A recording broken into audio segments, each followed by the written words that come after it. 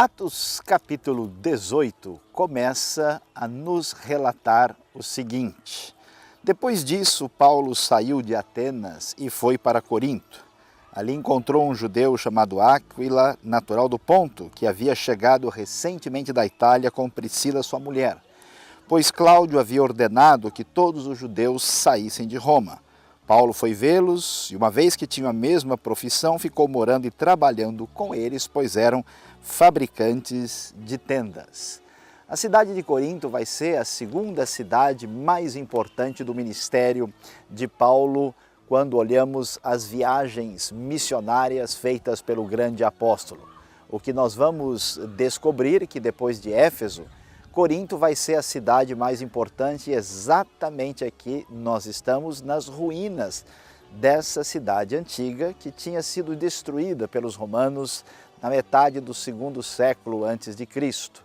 E depois, na época de Júlio César, na metade dos anos 40, sim, aí a cidade acabou sendo agora construída como cidade romana. Você pode observar o contexto todo à nossa volta e a cidade é extremamente importante e especial porque não só ela vai ser uma cidade escolhida por Deus para o florescimento do Evangelho aqui, mas porque chamava a nossa atenção de modo especial. Aqui bem pertinho nós temos hoje o Canal de Corinto. Esse canal é recente, construído há um pouco mais de 100 anos, mas a questão é que há aqui um pequeno istmo, na época cerca de 6 quilômetros, que favorecia muito os navios pararem de um lado do mar e depois os navios prosseguiam do outro lado do mar quando havia o transporte de mercadorias. Por isso a cidade ficou famosa por uma espécie de transição de gente em grande quantidade, uma cidade possivelmente com mais de 500 mil habitantes e grande parte deles escravos e um trânsito enorme de pessoas. Nesse ambiente ainda do pano de fundo grego, com tanta transição, havia muita imoralidade, havia um templo dedicado a Afrodite aqui, a situação era absolutamente terrível. Pois então Paulo vai chegar aqui e começar a proclamar o Evangelho de Cristo. E o texto vai prosseguir dizendo que na sequência Silas e Timóteo vão chegar, pois eles estavam na Macedônia, vão acompanhar Paulo depois do encontro com Áquila e Priscila, que vão ser importantes no capítulo 18. E então Paulo vai começar a anunciar conforme a sua maneira de fazer o evangelho nas sinagogas, mas vai haver uma grande resistência. É interessante que esse contexto assim romano e também judaico começa a aparecer com força em Atos capítulo 18. Nós vamos ver que cresce uma resistência do povo judeu de modo geral, isso está bem claro. Paulo vai dizer, olha, vocês não estão abrindo o coração, eu vou na direção dos gentios. Essa lógica de Atos, que o evangelho cresce para chegar na final das contas na capital do império, no centro gentílico do mundo, vai tomando força cada vez mais e aqui nós vamos ver que essa resistência geral do povo judeu toma lugar conforme o texto vai nos apresentar quando observamos o capítulo 18 de Atos dos Apóstolos. E vai chamar a nossa atenção como, no processo de como Deus age, como as coisas foram tão preservadas na história. Nós estamos aqui num dos lugares onde as referências históricas são muito importantes e que vão comprovar que, de fato, nessa época, Gálio era procônsul da Acaia. Nós temos a confirmação disso historicamente, que você vai poder contemplar na sequência do nosso estudo. Vamos ver também como uma pessoa como Erasto é mencionada, e isso também foi encontrado, e estamos aqui próximos a um dos lugares importantes daqui, que é o Bema, lugar de julgamento, onde Paulo vai enfrentar aqui uma situação de dificuldade nesse conflito, nesse confronto. Fique bastante atenção, porque você vai ver a sequência aqui de Atos 18 no Rota 66.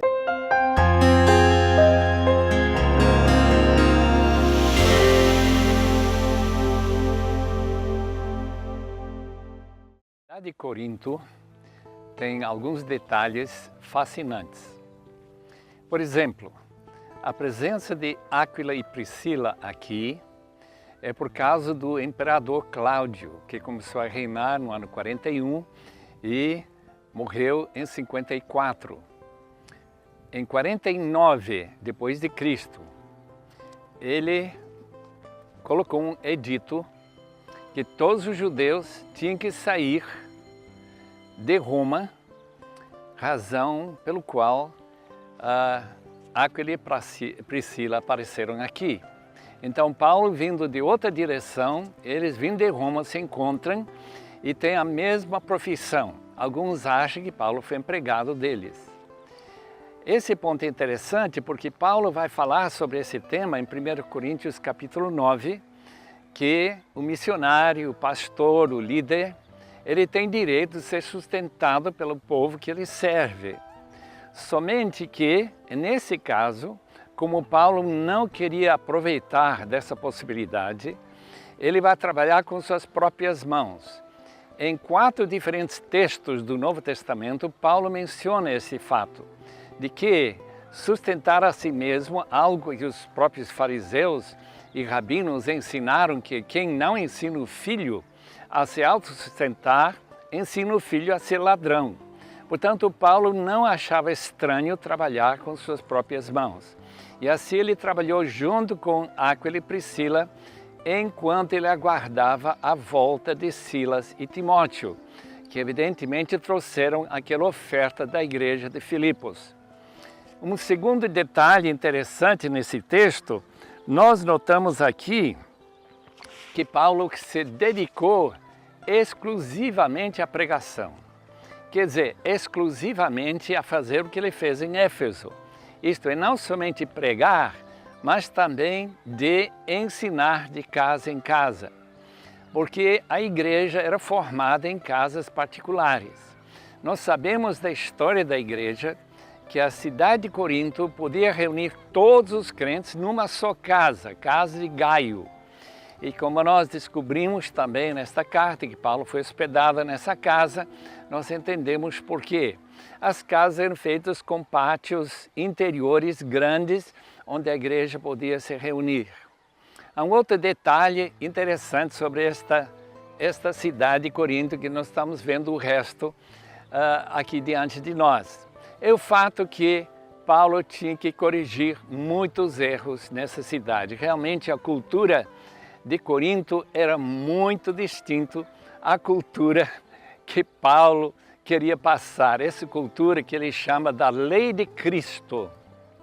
Qual foi essa? Aqui no primeiro capítulo nós vemos a igreja dividida em 4 partes. Por que se divide uma igreja aqui e não em outra cidade? Fácil de entender. Aqui tem uma ala judaica que seguia Pedro. Tem uma ala que seguia Apolo, que tinha vindo, e nós vemos aqui atrás o templo de Apolo.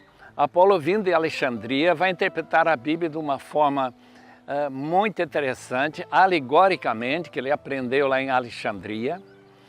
Além disso, tem um grupo que não quer nada com ninguém, eles são um grupo de Cristo, portanto um orgulho especial. E tem aqueles que são fiéis seguidores de Paulo. Então a igreja se divide em 4 pedaços. E Paulo faz uma afirmação tão estranha, uma pergunta que ele levanta: será que Cristo se divide? Será que nós podemos cortar Cristo em 4 partes?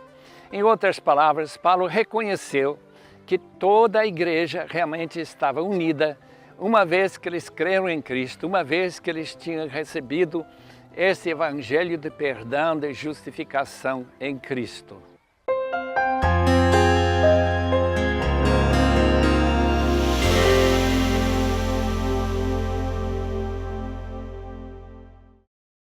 A conquista de Corinto pelos romanos no ano 146 a.C. e ficar abandonado esse local durante 100 anos e ser reconstruído por Júlio César, por causa da localização, pertinho do mar, pertinho dos 2 mares. Esse ponto de istmo quer dizer a facilidade de trazer os barcos de um lado, a bagagem dos barcos de um lado para o outro. E isso facilitou a vinda e rápido crescimento, riqueza da cidade, mas também facilitou outro elemento, o elemento de pecaminosidade. Corinto era conhecido como uma cidade de imoralidade. Paulo faz uma referência na sua carta, a primeira carta, capítulo 6, versículo 11, 9 a 11, que eu gostaria de ler para ver como Paulo descreve a situação em relação ao pecado. Vocês não sabem que os perversos não herdarão o reino de Deus? Não se deixem enganar, nem imorais, nem idólatras, nem adúlteros, nem homossexuais passivos ou ativos, nem ladrões, nem avarentos, nem alcoólatras, nem caluniadores, nem trapaceiros herdarão o reino de Deus. Assim foram alguns de vocês. Ele não disse que todos eram assim. Mas vocês foram lavados. Isto é uma referência ao batismo, significa uma rejeição dessa vida anterior de perversidade. O ladrão não vai roubar mais.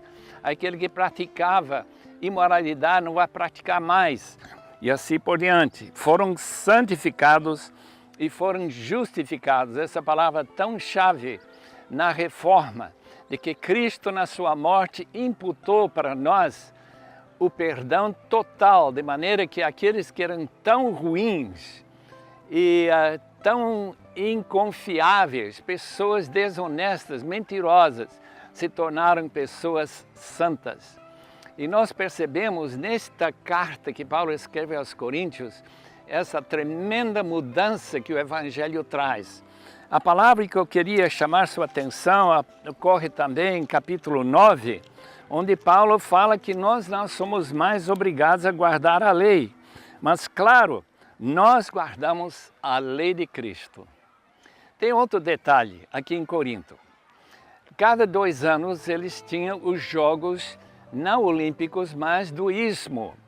Portanto, Corinto que patrocinava aqueles Jogos, e Paulo faz referência àqueles que correm e ganham o prêmio. Vocês não sabem que todos os que correm no estádio, apenas um ganha o prêmio.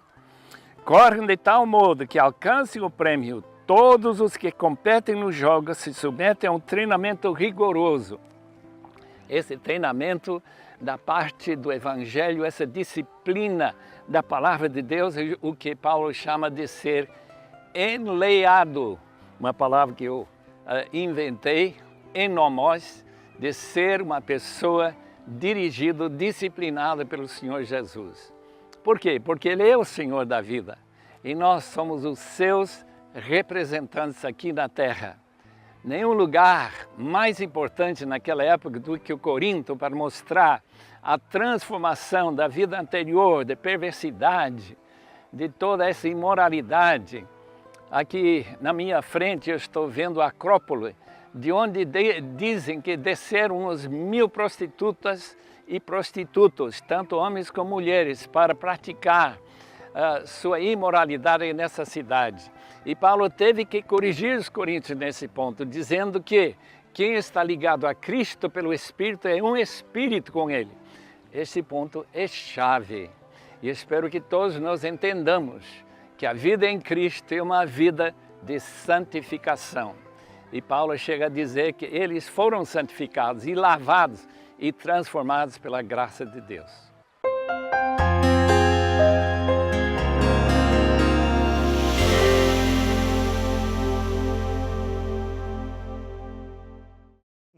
Lugar de vitória.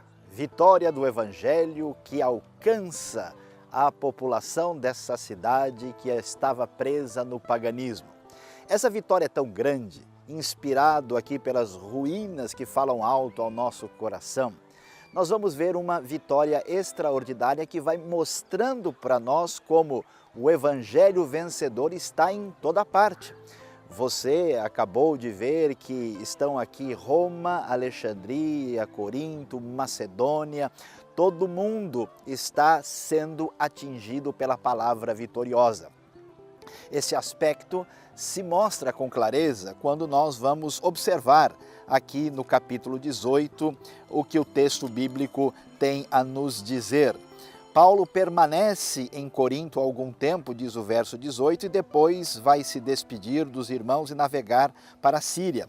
Ele vai fazer um voto em Cencreia, rapando a cabeça. Você deve se lembrar que Paulo permanece culturalmente judeu, ele sabe que os gentios não precisam se tornar judeus, mas ele, com aquele raciocínio hebraico concreto, aqui faz um voto de apresentação de gratidão a Deus e fecha o voto com esse simbolismo que é apresentado aqui. E então, ele sai de Corinto. Lembre-se que dessa cidade também se escreve a famosa carta que vai se dirigir a Roma.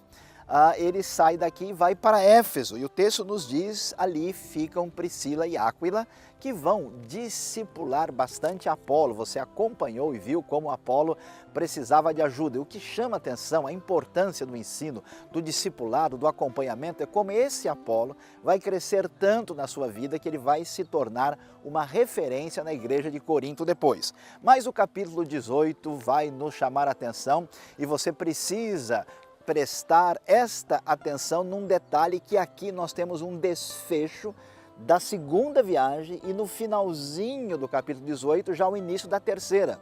A gente não percebe isso, mas a segunda viagem, que começou com a necessidade de levar os conselhos e os direcionamentos do Concílio de Jerusalém, que aconteceram no ano 49, quando Paulo vai ali fortalecer as igrejas e Deus, o Espírito, dirige para proclamar esse evangelho vitorioso que vai se espalhando por toda a Ásia e agora chega à Europa com toda essa força. E aqui no final do ano 52, quando haverá esse desfecho, o texto vai nos mostrar que enquanto Apolo está sendo discipulado, o apóstolo Paulo diz, o verso 23, que a transição aqui no final, depois de passar algum tempo em Antioquia, Paulo partiu dali e viajou por toda a região da Galácia e da Frígia, fortalecendo os discípulos. É simplesmente maravilhoso comemorar com Paulo essa vitória. Ele vem e se inicia